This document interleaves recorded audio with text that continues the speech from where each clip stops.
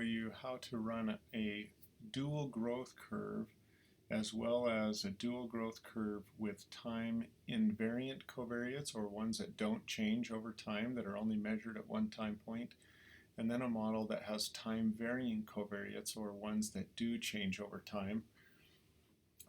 If you look first at the syntax here that I have in M+, I'm going to model wife's marital quality and husband's marital quality over 7 time points, and these are my growth curves right here, where I have the wife intercept and the wife slope with the 7 time points there starting at 0. We always set the first factor loading for the slope to be at 0.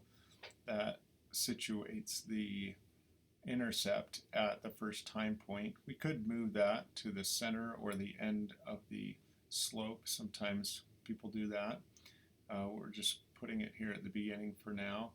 And then we have correlations first between the husband's intercept and the wife's intercept, and then the husband's slope with the wife's slope. And then we have the individual items correlated from husband to wife at each time point to account for the non-independence in the data. This last plotting command will show us a plot of the two growth curves over time. I'm not actually sure if I can show you those. I'm running this on a Mac, and generally I would use the M+ editor to run these models. However, on a Mac, if I want to see the diagram, I have to use the M+ diagrammer. So that's why you see this diagrammer up top. And I'm first going to run this model with no predictors of those two growth curves.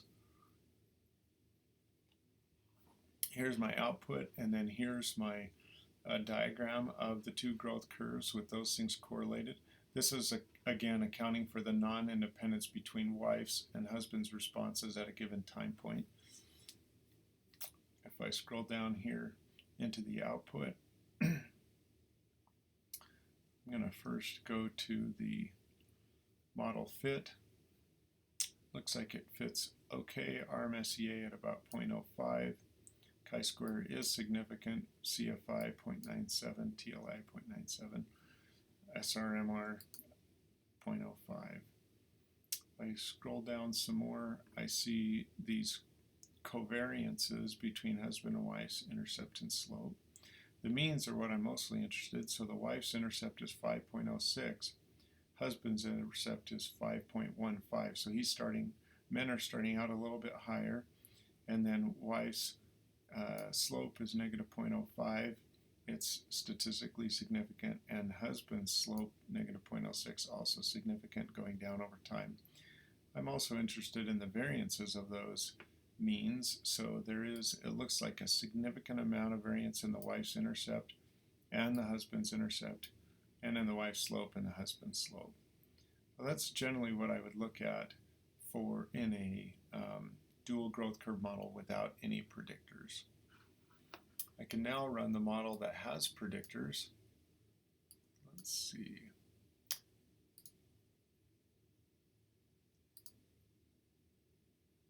This model has time invariant covariates, and so you'll see a couple of latent variables with depression, wife and husband depression, with correlations to account for non-independence and depression.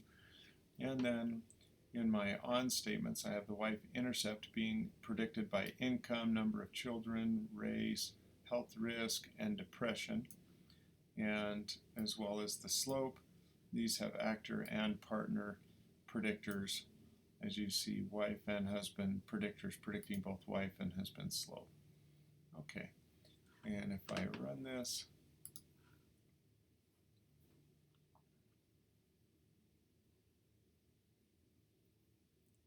some of these more complex models take a bit more time. Now here we see the wife intercept and slope, the husband's intercept and slope, and then we have our predictors predicting intercept and slope,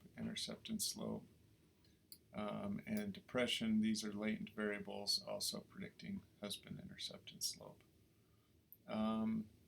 These correlations here are correlating husband and wife items of depression across spouse to again account for the non-independence. It's the same type of correlations that's going on here.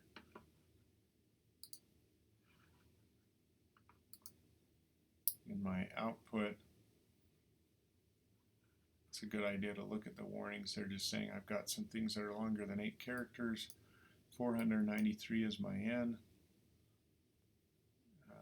Here's my covariance coverage, which generally I look for what are the lowest numbers, and it looks like I'm only at about 50% with some of these variables. But we did use full information maximum likelihood to account for missing data. Scroll down here through some of these basic statistics that it provides, and here's our model fit. Looks like it's a little better than it was with the last model. The RMSEA 0.96 with the CFI. That one's a little worse model fit. And here's what I'm interested in. Looks like husband and wife depression predicts the wife's intercept, but not the wife's slope. Husband and wife depression predicts the husband intercept, but not the husband's slope. And then we have some controls that are predicting wife's slope. Looks like race, number of children are the only things that are statistically significant. Here's my standardized coefficients if I want to see an effect size for those. I'm going to scroll down a little bit and check out the R square.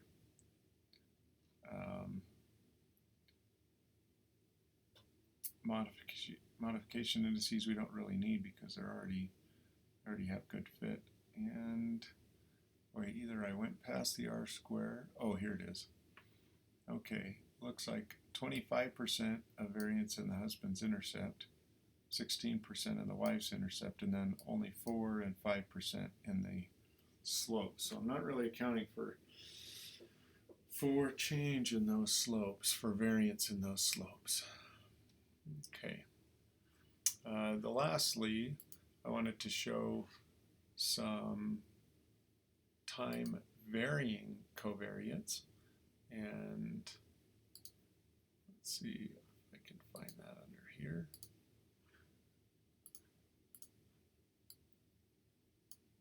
Dual growth curves with time varying covariates, and what this looks like is we have our two growth curves here.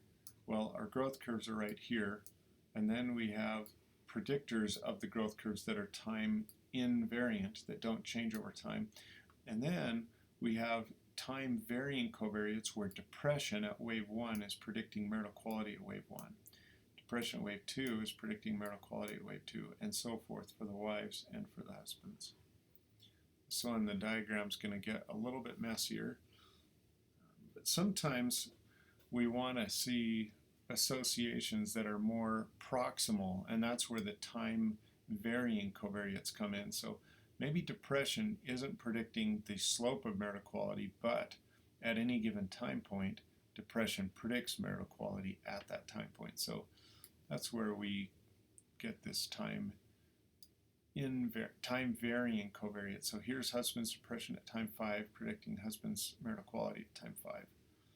Time 4, time 3, time 2, time 1, and then we have the wife coefficients, wife, time 5, 4, 3, 2, 1. And M+ kind of puts these diagrams together sometimes in a strange way.